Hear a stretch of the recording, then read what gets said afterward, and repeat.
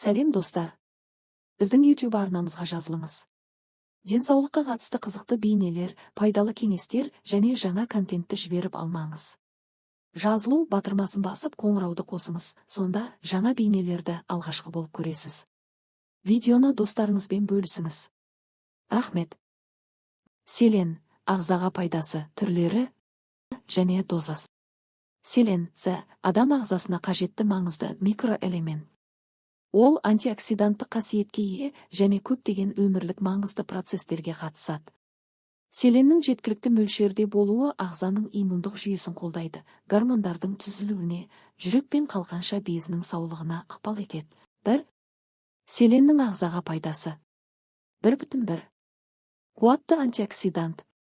Селен еркін радикалдарды залалсыздандырады, қартаю процесін баяулатады және қатерлі ісіктердің алдын алуға көмектеседі.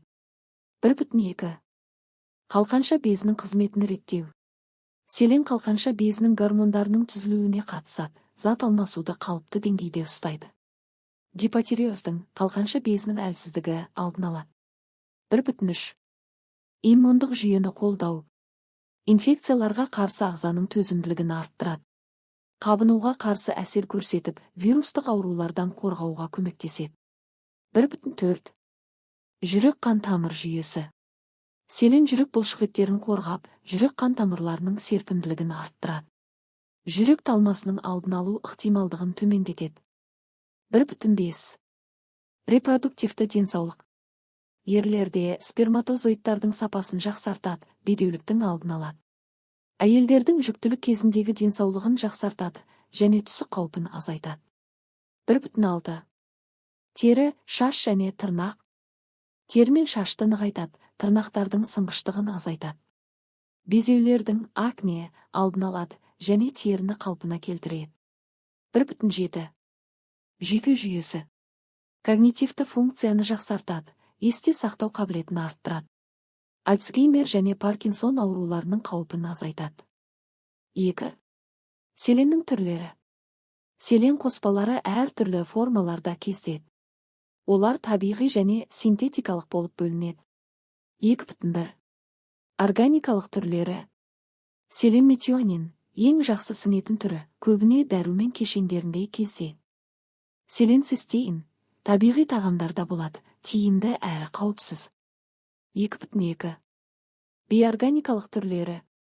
Натрий селениті, жақсы сіңеді, бірақ жоғары дозада токсинді болуы мүмкін. Натрий селенаты органикалық түрлерге қарағанда сәл нашар сіңеді, бірақ тиімділігі жоғары. 2.3.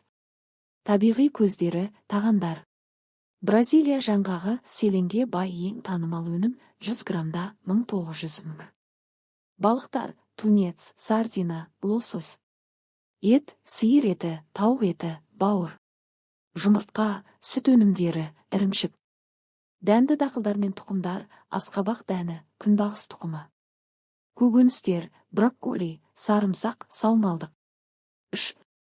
Селеннің зияны мен артық дозалану белгілері. 3.1. Жетіспеушілік белгілері. Селеннің төмен деңгейі әртүрлі аурулардың пайда болуына әсер етеді. Симптомдары. Иммундық жүйенің әлсіреуі, жиі суық тию, инфекциялар. Қалқанша безінің бұзылуы, энергияның азаюы, зат алмасудың бәсеңдеуі. Жүрек қан тамыр аурулары, жүрек әлсіздігі, қысымының көтерілуі. Шаш пен терінің жағдайының нашарлауы, шаштың түсуі, терінің құрғауы, тырнақтардың сынғыштығы. Бедеулік, ерлер мен әйелдерде репродуктивті проблемалар. Көңіл күйдің бұзылуы, депрессия, шаршау, алаңдаушылық. 3.2. Артық дозалану белгілері, селеноз. Селеннің жоғары мөлшері улы болып саналады. Селеннің күнделікті дозасы. 4.1.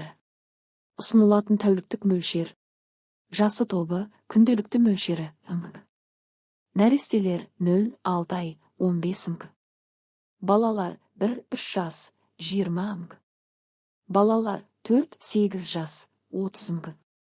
Жас өспірімдер 9-13, 40 мың. Ерлер 14 және одан жоғары, 55 мың. Әйелдер 14 және одан жоғары, 55 мың. Жүкті әйелдер 60 мың. Бала емізетін аналар 70 4,2 максималды қауіпсіз мөлшері. Ересектер үшін күніне 400 мг селеннен артық қабылдау ұсынылмайды. Табиғи тағамдардан алынған селен қосымша қоспаларға қарағанда қауіпсіз деп саналады. Қорытынды. Селен ағза үшін өте маңызды антиоксиданттық микроэлемент, ол иммундық жүйені, жүрек, тері, қалқанша безі мен жүйке жүйесін қолдайды. Теңгерімді тамақтану, селенге бай тағамдарды тұтыну ағзадағы селен деңгейін қалыпты ұстап тұрудың ең қауіпсіз жолы. Дәрігердің кеңесінсіз қоспаларды қабылдау ұсынылмайды, өйткені селеннің жетіспеушілігі де, артық мөлшері де денсаулыққа зиян келтіруі мүмкін.